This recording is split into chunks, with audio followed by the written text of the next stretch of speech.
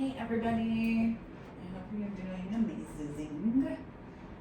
So, in the last video, I spoke about crimes against the universe, and now I want to go a little deeper because these aren't just poetic words, they're real distortions that we see every day. And Spirit showed me 7 of them. So, violating free will. When you manipulate, control, or take away someone's choice, you're breaking the most sacred law. Free will is a gift we were all given. Even Source won't override it. Anytime you force, deceive, coerce, you're committing a crime against the universe. So an example, leaders who control with fear. It's a contrast of consent and freedom. And misusing divine gifts. Our gifts were never meant to be weapons. Psychic gifts, spiritual influence, knowledge. When you use them to deceive, for greed, for ego, you distort light into shadow. The gift was meant for healing, not control. And that misuse creates heavy karma.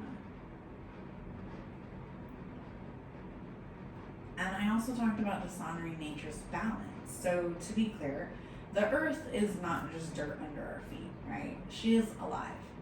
Every time humanity poisons the waters, destroys forests, or exploits animals, we wound ourselves because we are her.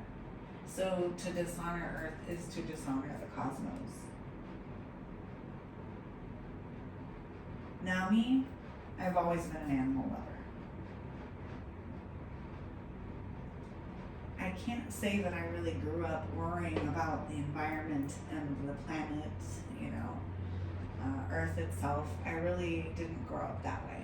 And I have learned a lot over the years. And no one is perfect. Living in fear, another big one. Fear is a cage. When you let fear dictate every choice, you block the flow of spirit. Fear of lack, fear of rejection, fear of being too much, fear of being not enough. There's all of this fear, right, in our 3D world.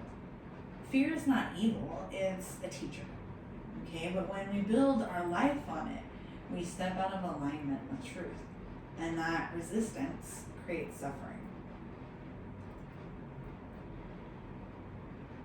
And withholding truth. There is power in truth.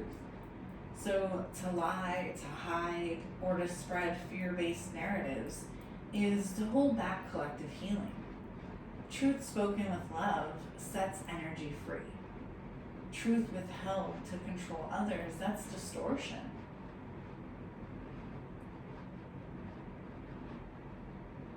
And cutting the soul, that's betrayal, abandonment, acts that make someone forget their own divinity. Those are deep crimes. They fracture bonds that ripple across lifetimes. But here's the thing, even those wounds can be healed. What was cut can be restored. That's the power of soul work. And last but not least, rejecting divine order.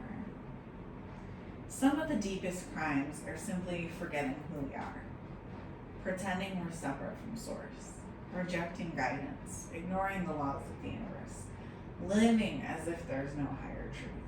That rejection is what creates the illusion of chaos because the universe itself is always in balance. So here's the truth. The universe doesn't punish, it balances.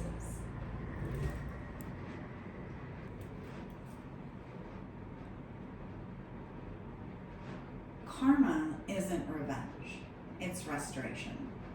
What you send out returns, not because God or the universe is mad at you, but because energy always finds its way back to its source.